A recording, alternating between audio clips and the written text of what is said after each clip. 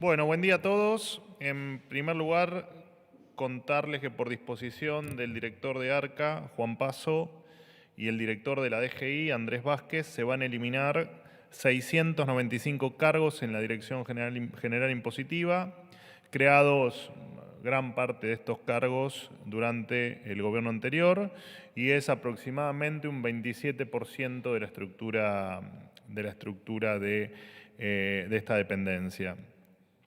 Se van a suprimir 33 cargos en la sede central de la DGI y 88 en la subdirección de grandes contribuyentes. Esto es lo más representativo. También se eliminaron 38 receptorías y oficinas de atención, cuyos trámites podían hacerse en un 90% por la web y que casualmente las mismas se abrieron en municipios afines al gobierno anterior, durante el gobierno anterior, como la de Hurlingham, la de Merlo, la de La Matanza, la de José Cepaz, la de Quilmes, la de Florencio Varela y la de Berazategui. Estas van a ser eliminadas. Había casos como el de la localidad de Huinca Renancó, en que las personas con cargo, o sea, cobrando salarios cuantiosos, tenían el tedioso trabajo de atender 2 consultas por día. El promedio de atenciones de los restantes 36 cargos no fue muy superior. Atendieron en promedio 8 consultas por día. Y el promedio está hecho sobre días hábiles, por supuesto. También nos encontramos, voy a tratar de, si funciona, pasárselos para que lo vean y para que todos puedan verlo. Un gimnasio con cintas para correr, bicicletas, máquinas, mancuernas, etcétera. Todo un gimnasio, como podrán ver ahí, equipado, que era utilizado exclusivamente por la cúpula directiva de la extinta FIP por los gobiernos anteriores. Por supuesto que esto también es eliminado y vamos a transformar este tipo de espacios en lugares que sean de mayor utilidad para el organismo, más que para que los funcionarios hagan deporte o hagan gimnasia. La verdad que una verdadera vergüenza. Desde el inicio de la gestión hasta el 31 de marzo se van a efectivizar, o se estuvieron efectivizando y se van a terminar de efectivizar los retiros voluntarios y el resto de las desvinculaciones. Y se va a terminar reduciendo la planta en 2.815 personas.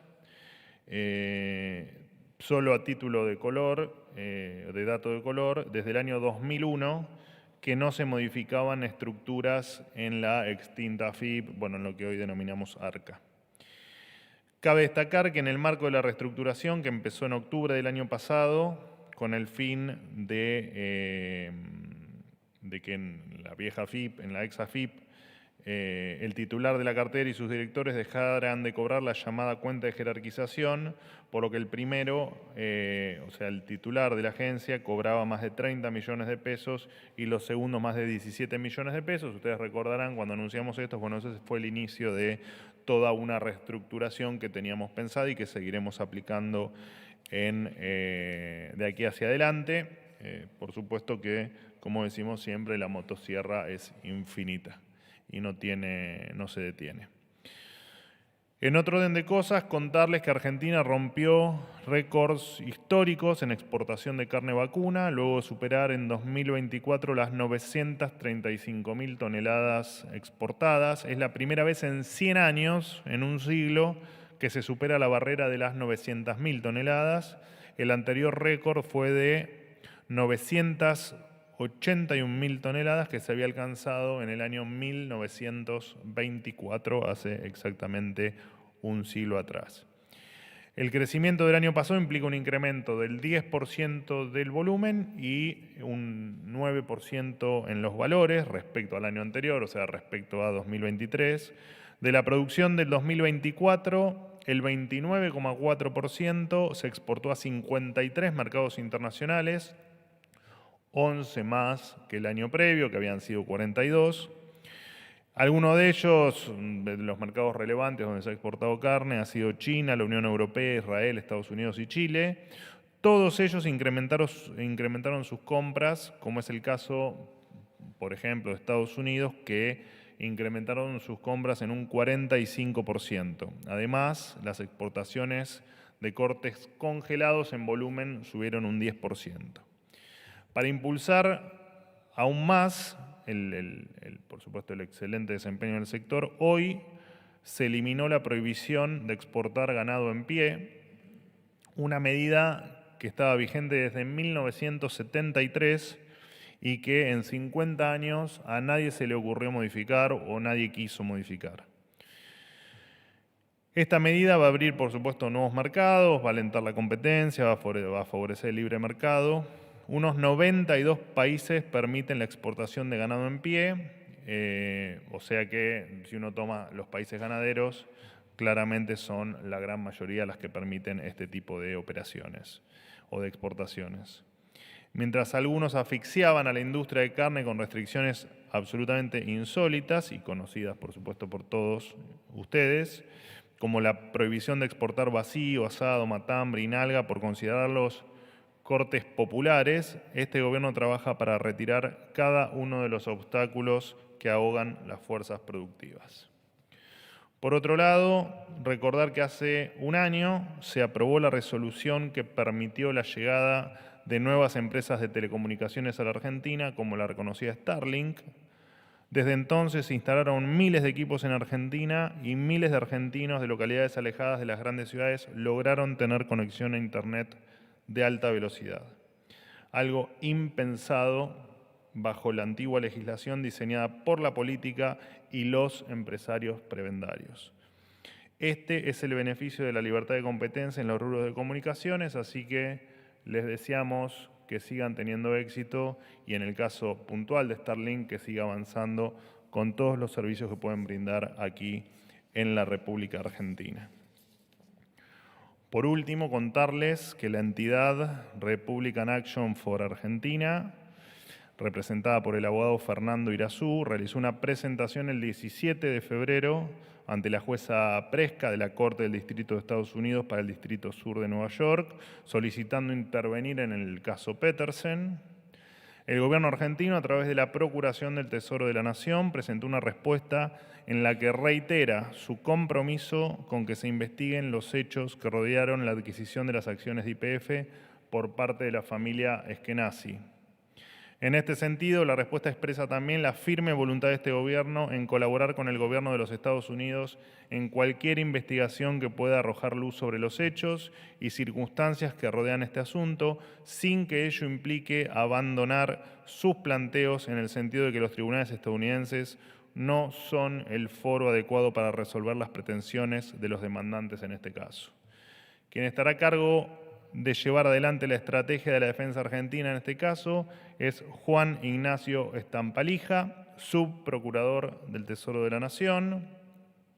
Este gobierno ha tenido que asumir la defensa del Estado argentino basado en hechos de los cuales ninguno de sus integrantes ha participado y en una etapa procesal además sumamente avanzada.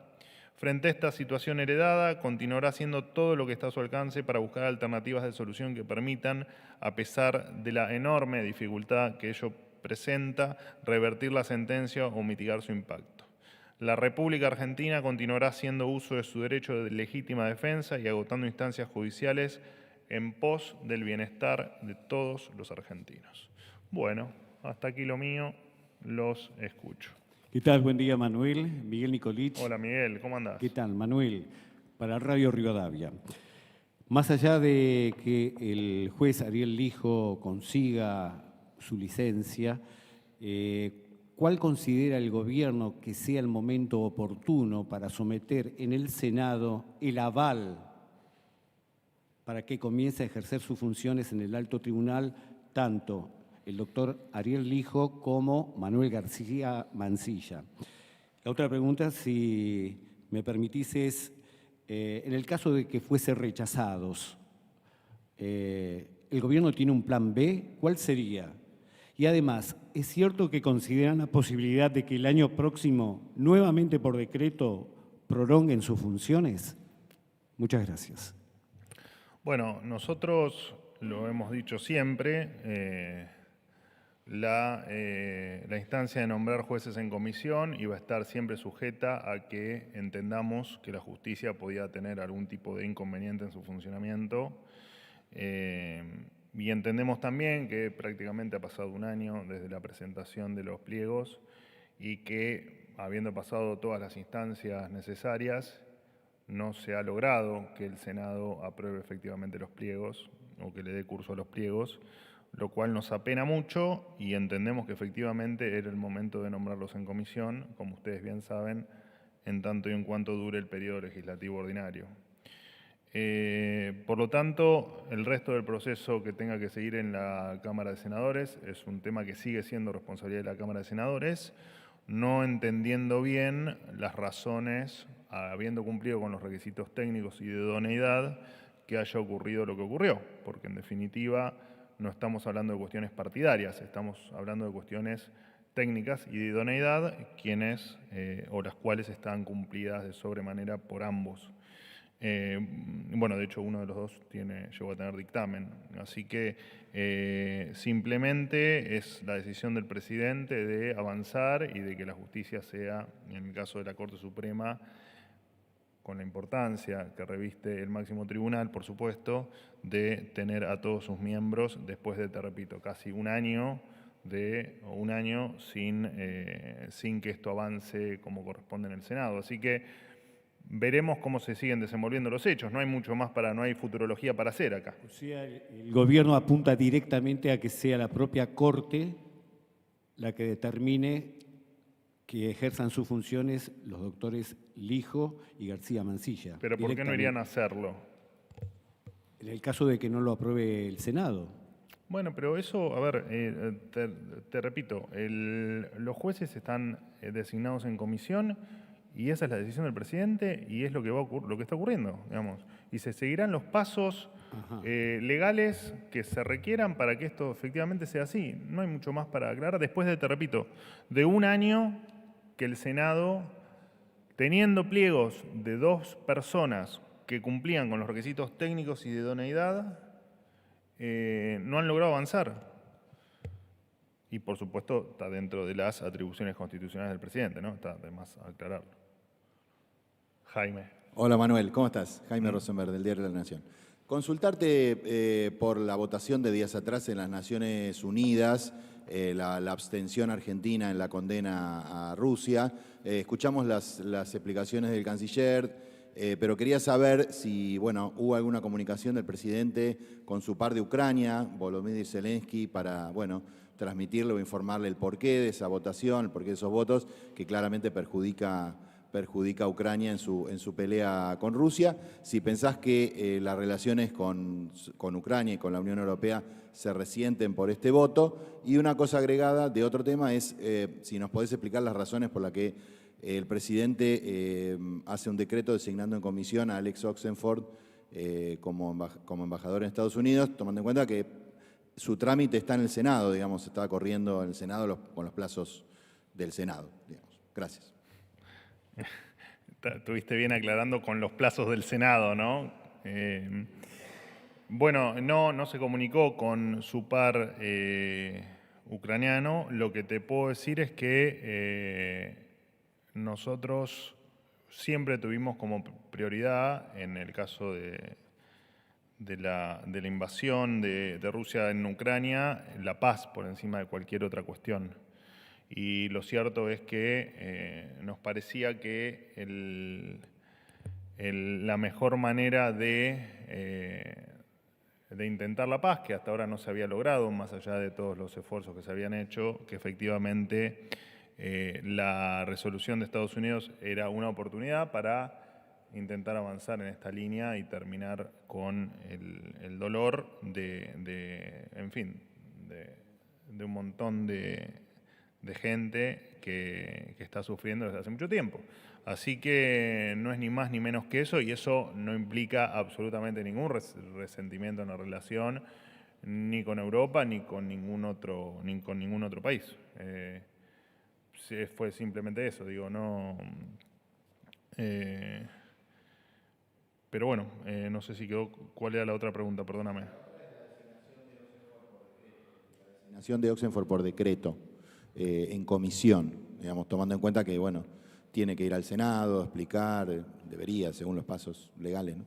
Bueno, él, Alec Oxenford ya entiendo que había tenido reuniones con algunos senadores, y entiendo también que el presidente, en búsqueda de la celeridad y de que efectivamente en extraordinarias no pudo ser tratado, tengo la enorme. Uno de los grandes placeres fue haberlo conocido bien a Alec Oxenford, y la verdad es que cumple con absolutamente no solo todos los requisitos de idoneidad, de capacidad y de trabajo, sino que además es una excelentísima persona. Entiendo que el presidente lo que ha optado es no dilatar más los tiempos y efectivamente acelerar con el proceso que igual ya habíamos anunciado hacía muchos meses también.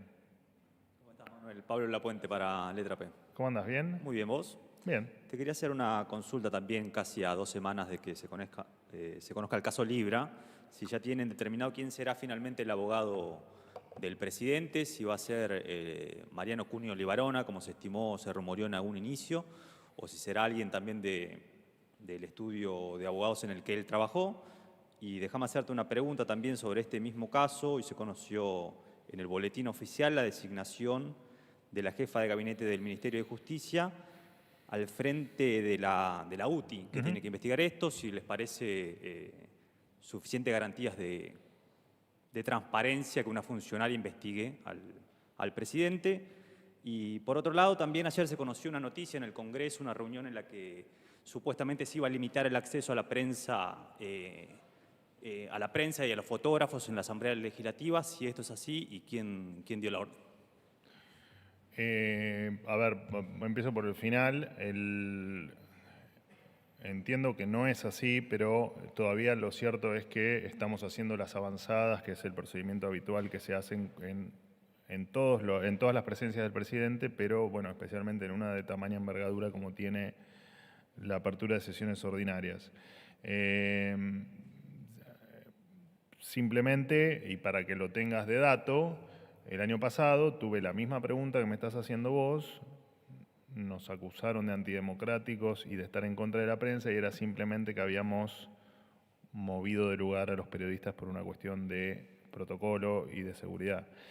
La verdad es que la respuesta no la tengo porque no está terminada la avanzada y porque no está terminado el diseño del 1 de marzo. Lo que sí está determinado es que va a ser a las 21 horas, pero no hay otra determinación, y que por supuesto el presidente y su gabinete va a salir desde Casa Rosada hacia el Congreso, tal como ocurrió el año pasado, pero todavía no hay más detalles, así que a ciencia cierta no puedo responderte tu pregunta, pero entiendo que no va a haber ningún cambio más allá de posiciones o de algún esquema de organización, pero entiendo que no. Si me comprometo a si hay algún cambio con respecto a ese tema específico que entiendo que es de interés de ustedes, se los voy a comunicar. Permitime igual repreguntar si están evaluando todavía, pero si está la posibilidad de que los fotógrafos o la prensa acreditada en el Congreso que intenta cubrir la Asamblea Legislativa sea dispuesta en una suerte de corralito, no tenga la posibilidad de moverse libremente sobre la. Mira, el año pasado entiendo que estaban estaban dispuestos en los balcones. Yo la verdad es que no recuerdo, y entiendo que todo funcionó muy bien. No sé si vos recordás que haya ocurrido alguna otra cosa, más allá de esta diferencia con ustedes que surgió por el tema, no con ustedes, sino con algunos medios que se quejaban de la disposición. De igual manera, todo va a estar cubierto, por supuesto, por la transmisión oficial, y no debería haber ningún problema en que todos puedan ver y mostrar lo que ocurre el 1 de marzo. Imagínate que nuestro espíritu es el de la libertad y no el de la censura, así que ¿Tuvo otra pregunta? Eran dos consultas respecto al caso Libra. Sí. Uno, ¿quién va a ser el abogado del presidente a 2 semanas de que se conozca Sí, no está el definido caso? todavía. Sí. Se había rumoreado en un momento que iba a ser no, Mariano Cunio sí, Leguarano, no. si alguien del No, estudio en el que él trabajó. La respuesta es que no, pero que no está todavía la definición del abogado, pero sí Mariano Cunio Libarona está, como todo su gabinete, absolutamente confirmado en cada uno de sus lugares. Digo porque hubo muchas versiones, no solo con respecto a Cunio, que se le iba a ir del gobierno, sino con otros funcionarios. Apelo siempre a que cuando haya algún cambio en el gabinete, lo voy a anunciar, por favor no titulen cuestiones que no condicen con nada de la realidad. No lo digo por vos, sino en general. Una última que había quedado, Manuel, permitime leer para no errar en los títulos y en los nombres. Hoy en el boletín oficial designaron a la jefa de gabinete de ministerios en la UTI, si eso le parece cierta garantía de transparencia, teniendo que es una funcionaria designada por este mismo gobierno para investigar un caso que involucra al presidente. Claro, el tema es que no está encargada de investigar el caso. El caso lo investiga la justicia y va a recaudar la información y en tal caso va a colaborar con la justicia, pero no tiene el mote de investigadora, sino de recolectar, esa unidad tiene que recolectar toda la información que crea pertinente o que le soliciten para efectivamente aceitar los mecanismos para que la justicia pueda avanzar rápidamente, que por supuesto es la intención que tenemos todos, ustedes, nosotros y el resto de la ciudadanía.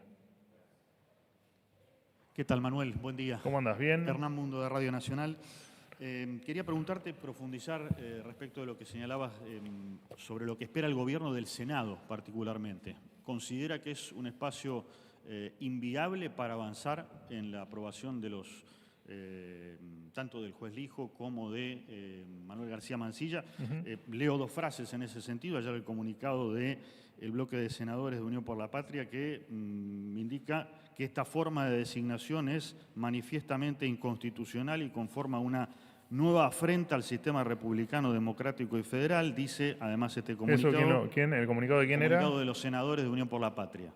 Y que el presidente comete un ejercicio arbitrario de las facultades del Poder Ejecutivo y que además pretende la impunidad ante hechos de flagrancia de público conocimiento. Pero más allá de lo que dice Unión por la Patria, también hay senadores del PRO, la senadora Tagliaferri, que dijo que la decisión del Ejecutivo de nombrar por decreto a los nuevos integrantes de la Corte es absolutamente dañina, dice, para el país, y esto genera incertidumbre e inseguridad jurídica. Digo, con estas expresiones de senadores de dos espacios diferentes, ¿el gobierno cree que es posible o considera ya que es una vía inviable la de la aprobación de ambos jueces para integrar la Corte?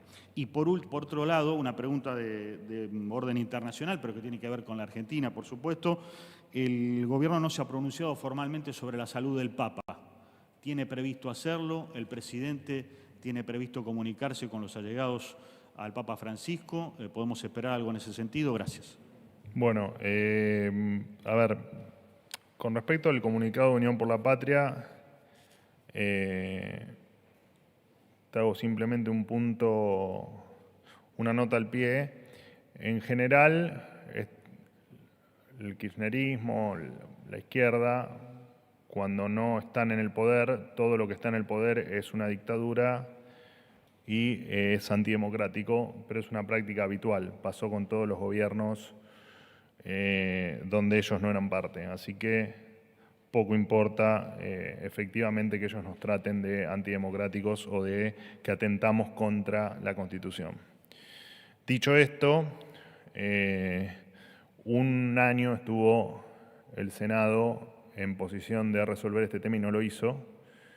Y tal vez no hay nada más republicano que efectivamente el Senado de la Nación, porque los jueces los propone el presidente, no los propone el Senado ni sus miembros. Entonces, y te repito, no debería existir otra causal de no aprobación de un pliego si no es por una cuestión estrictamente técnica o estrictamente de idoneidad ambas cuestiones que cumplen con creces ambos pliegos o ambos jueces. Por lo tanto, es difícil comprender la definición de que tomamos una medida o nos tomamos una atribución inconstitucional o en contra de la Constitución, cuando fue este mecanismo de nombrar jueces en comisión ha sido utilizado por todo el espectro político, incluso peronistas, que van desde Perón, Alfonsín, Menem o Macri, y que incluso ha sido convalidado el mecanismo por la propia Corte. Así que, bueno, nada, entiendo que entendemos que son cuestiones que solo esgrimen la necesidad de confundir a la gente y de complejizar aún más un tema que no hay nada más republicano que la Corte Suprema de Justicia de la Nación, que es el máximo tribunal, o conocido como el máximo tribunal, tenga sus funciones plenas en virtud de que sus miembros estén todos en funciones. Así que la verdad que, te repito, descreemos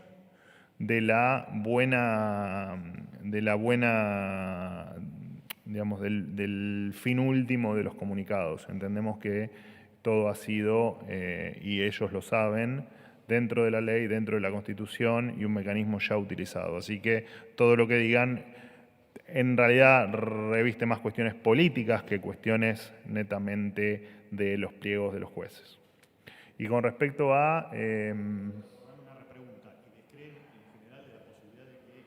¿Hay algún tipo de acompañamiento de otros bloques dentro del Senado o la minoría de la Libertad Avanza? No lo sabemos. Entendimos que se habían cumplido con todos los pasos, que el tiempo, que la dilatación en la resolución no tenía ningún tipo de sentido y que lo único que hacían era complicar una decisión del presidente en pos de que la justicia siga trabajando de la manera más eficiente posible. No hay mucho más que eso.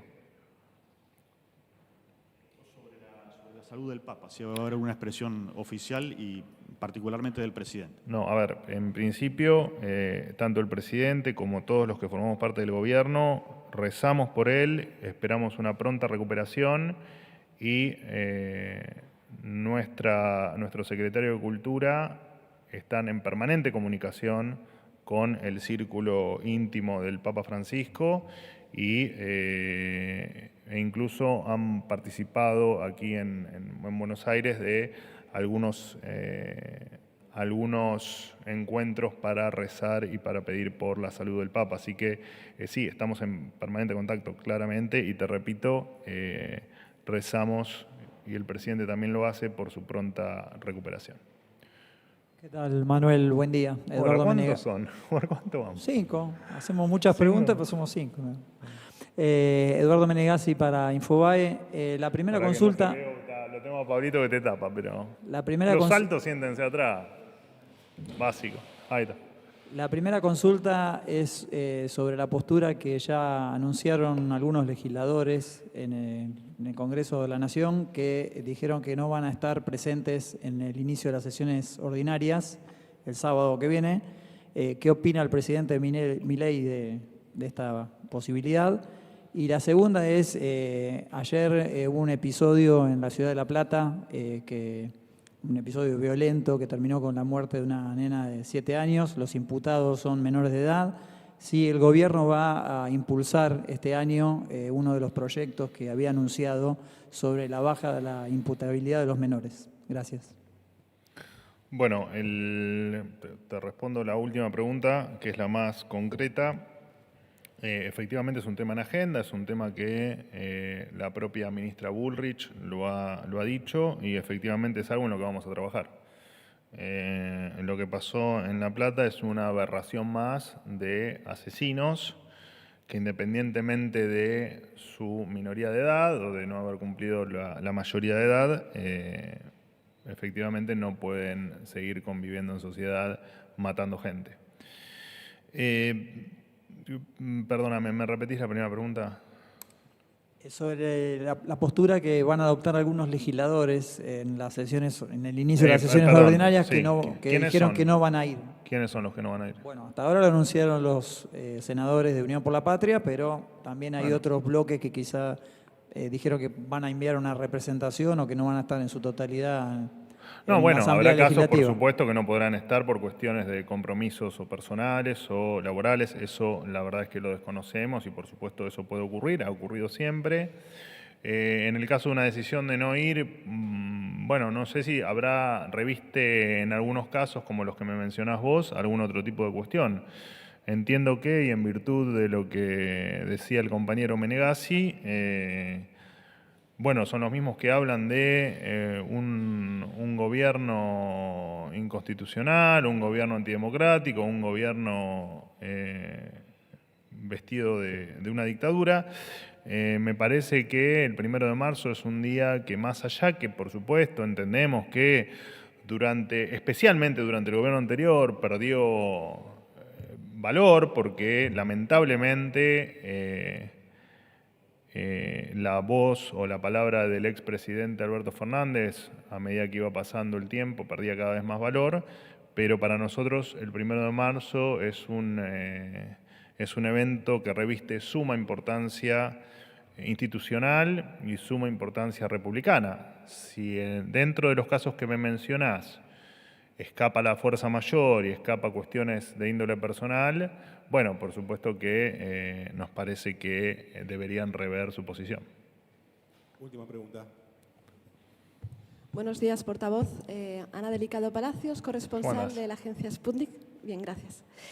Tengo un par de preguntas, si es posible. La primera tiene que ver de nuevo con la abstención de Argentina en la Asamblea General de la ONU respecto a la propuesta de Ucrania. Le quería preguntar cómo aporta esa postura a la paz cuando la propuesta era presentada por Ucrania y se llamaba justamente promoción de una paz general justa y duradera, y dado que el presidente, ante el mismo órgano de la Asamblea General de Naciones Unidas, había anunciado el fin de la neutralidad argentina. Relacionado con esto, Trump ha definido a Zelensky como dictador sin elecciones y también dijo el viernes que Ucrania no recuperaría el terreno perdido. Me gustaría saber la opinión del presidente al respecto. Y dos muy cortitas. La primera es si el presidente piensa asistir al acto de asunción del presidente electo de Uruguay, que es este sábado, pero es se celebra horas antes de la celebración del periodo de sesiones ordinarias del Congreso, por si diera tiempo. Y la segunda es si, dado el impacto internacional que ha tenido el caso Libra y la polémica que se generó a partir de la aparición del presidente con Jonathan Viale en TN, si en algún momento el presidente, y dado que dijo que no tenía nada que esconder, piensa brindar alguna conferencia de prensa con periodistas, dado que además ya ha pasado más de un año desde que asumió el cargo. Gracias. Perdóname, la última frase, que hace más de un año. Que asumió su cargo, si piensa dar alguna conferencia de prensa alguna vez el presidente. Ok. Bueno, vamos recapitulando. Un poco la respuesta de la posición con respecto a la votación y a la ONU y a qué es nuestra opinión sobre el conflicto bélico, ya la di. Entendíamos que no se había logrado demasiado o no se había logrado nada hasta aquí, y entendíamos que apoyar esta resolución, más allá de que tenés bien en claro nuestro alineamiento con Estados Unidos y con Israel, entendíamos que era darle una chance a la paz. Así lo analizó el presidente y así tomó la determinación de que efectivamente Argentina apoye la resolución o el texto de Estados Unidos. Con respecto a... Por lo tanto, no hay un cambio de posición, eso tiene que quedar claro. Simplemente apostamos a un nuevo paso en virtud de poner como prioridad lo cual siempre hicimos, pero entendimos que hasta acá no se lograron resultados, que es efectivamente bregar por la paz de los pueblos. Lo que me planteás en el caso de las declaraciones de Trump, corren por cuenta del presidente Trump. El presidente de la Nación jamás opina sobre declaraciones que hacen otros presidentes, sea Trump o sea cualquier otro, a excepción de que efectivamente sea una opinión propia del presidente Milei. Con respecto a las conferencias de prensa, el presidente deposita en sus funcionarios y particularmente en mí su representación ante la prensa. Si él en el futuro va o no a hacer algún formato, digamos, de conferencia de prensa, es probable que haya una conferencia de prensa más adelante, pero eso se los voy a anunciar más adelante. Pero no, por el momento no hay nada planteado en esa línea, pero porque te repito, los que representamos al presidente, que somos su gabinete, y puntualmente yo, en términos de lo que él piensa o lo que él quiere transmitir, está cumplido con creces, con el mayor de los respetos y con la mayor participación que podemos darle a la prensa. Así que en definitiva no nos importa tanto la prensa, sino nos importan ustedes como vehículo para que la gente esté enterada de los actos de gobierno. Así que me parece que no hay nada para cuestionar en términos de información y en términos de lo que piensa el presidente y de la comunicación de esas cuestiones. Perdón, portavoz, es que sigo sin entender por qué el documento presentado por Ucrania no aportaba a la paz cuando lo llevaba en el título y también en la resolución se habla justamente de la retirada de las tropas rusas.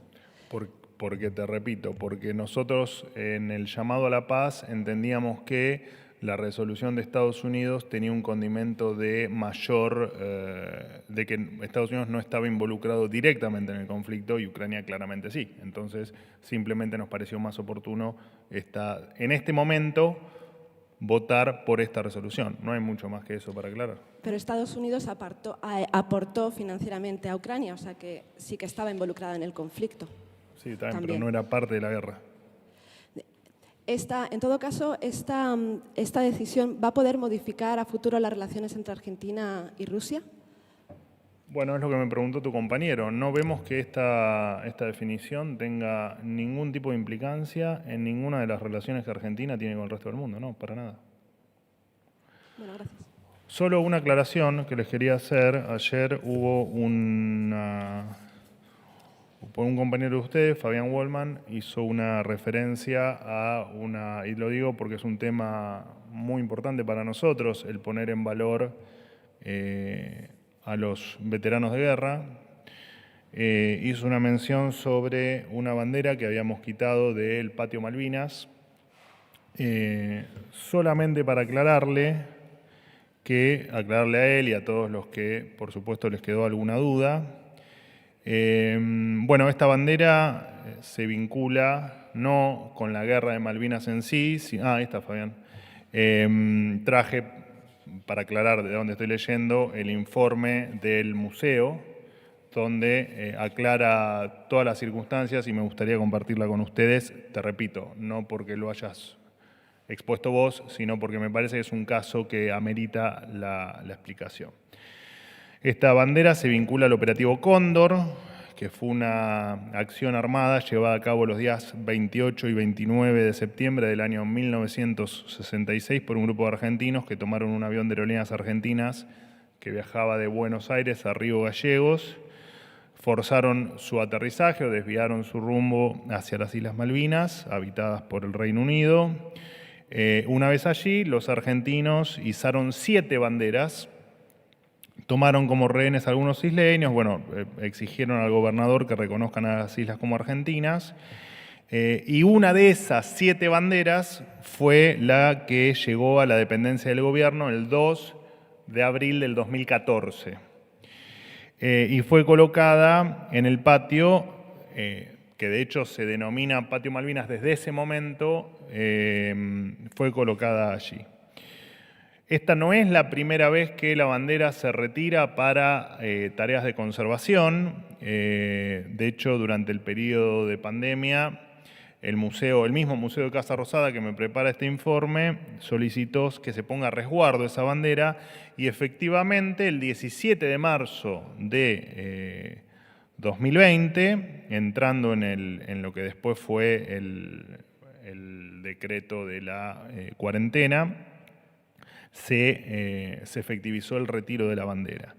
Durante este periodo, el museo tuvo la bandera en guarda, procedió a las tareas de acondicionamiento, ya que luego de 6 años, o sea, de 2014 a 2020, de temperatura y humedad relativa ocasionaron graves deterioros en las banderas, en la bandera, deterioro que el informe después, por supuesto, se los paso, porque tiene las fotos de cómo estaba el estado de la bandera en ese momento. Y además, bueno, de la documentación que acompañaba la bandera, que también, por supuesto, estaba muy deteriorada.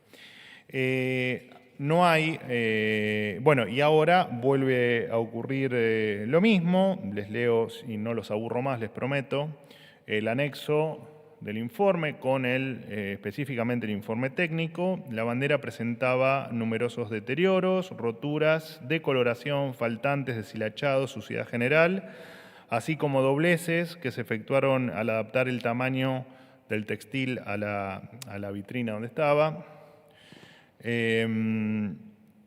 Por otro lado, había un documento que acompañaba la bandera. Se encontraba con un alto grado de deterioro como rigidez, faltantes, rajaduras, decoloración, etc.